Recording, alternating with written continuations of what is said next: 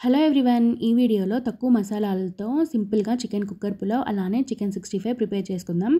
ముందుగా మనం chicken 65 prepare చేసుకుందాం. దీనికోసం శుభ్రం చేసి పెట్టుకున్న చికెన్లో రుచికి సరిపడా ఉప్పు, కారంకి తగ్గట్లుగా కారం, 2 టేబుల్ స్పూన్స్ అల్లం వెల్లుల్లి పేస్ట్, 1 టేబుల్ స్పూన్ నిమ్మరసం, 1 టేబుల్ స్పూన్ గరం మసాలా వేసి ఈ మసాలాలు మొత్తం చికెన్కి పట్టేలాగా బాగా కలుపుకున్న తర్వాత ఇందులోకి ఒక ఎగ్ కూడా వేసి మరొకసారి బాగా మిక్స్ చేసుకుందాం. ఇలా అంతా బాగా మిక్స్ చేసుకున్న తర్వాత మూత పెట్టి 1 అవర్ ఫ్రిడ్జ్లో పెట్టుకోవాలి.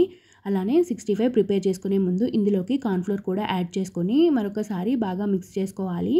ఈ విధంగా బాగా మిక్స్ చేసుకున్న తర్వాత స్టవ్ మీద డీప్ ఫ్రైకి సరిపడా ఆయిల్ పెట్టుకొని ఆయిల్ వేడైన తర్వాత ఒక్కొక్క పీస్ని ఇందులో వేసుకొని స్టవ్ని లో ఫ్లేమ్లో పెట్టుకొని ఫ్రై చేసుకోవాలి. స్టవ్ని లో టు మీడియం ఫ్లేమ్లో అడ్జస్ట్ చేసుకుంటూ చికెన్ని క్రిస్పీగా అయ్యేంత వరకు ఫ్రై చేసుకోవాలి. ఈ 65 ఫ్రై అవ్వడానికి మనకి కనీసం 7 నుంచి 8 నిమిషాల వరకు టైం పడుతుంది. ఇలా మధ్య మధ్యలో కలుపుకుంటూ ఫ్రై చేసుకోవాలి.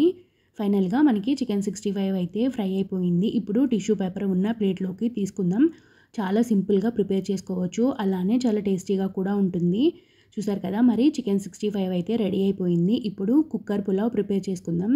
ఈ పులావ్లో ఎటువంటి మసాలాలు లేకుండా చాలా అంటే చాలా సింపుల్గా అలానే టేస్టీగా కూడా ఉంటుంది. ఎలా ప్రిపేర్ చేసుకోవాలో చూసేద్దాం.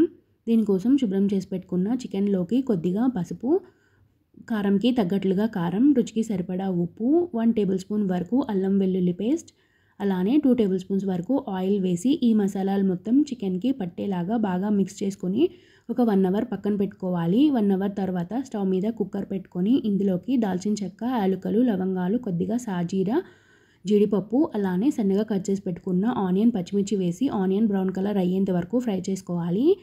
ఇలా ఆనియన్ ఫ్రై అయిన తర్వాత ఇందులోకి మనం ముందుగానే మిక్స్ చేసి పెట్టుకున్న చికెన్ వేసి మీడియం ఫ్లేమ్లో చికెన్ని 50% ఉడికించుకోవాలి. ఇప్పుడు ఇందులోకి రైస్, అలానే కొత్తిమీర, ఒక టొమాటో సన్నగా కట్ చేసి వేసుకోవాలి. ఇందులో ఈ కొత్తిమీర మంచి ఫ్లేవర్ వస్తుంది. ఇలా అన్నీ వేసుకున్న తర్వాత ఒకసారి బాగా కలుపుకొని ఒక 5 నిమిషాలు లో ఫ్లేమ్లో రైస్ని కూడా ఫ్రై చేసుకోవాలి.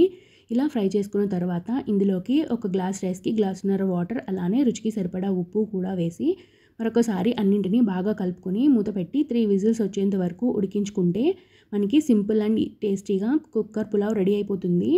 ఫ్రెండ్స్, మరి ఈ వీడియో మీకు నచ్చినట్లయితే లైక్ చేయండి. కొత్తగా చూస్తుంటే సబ్స్క్రైబ్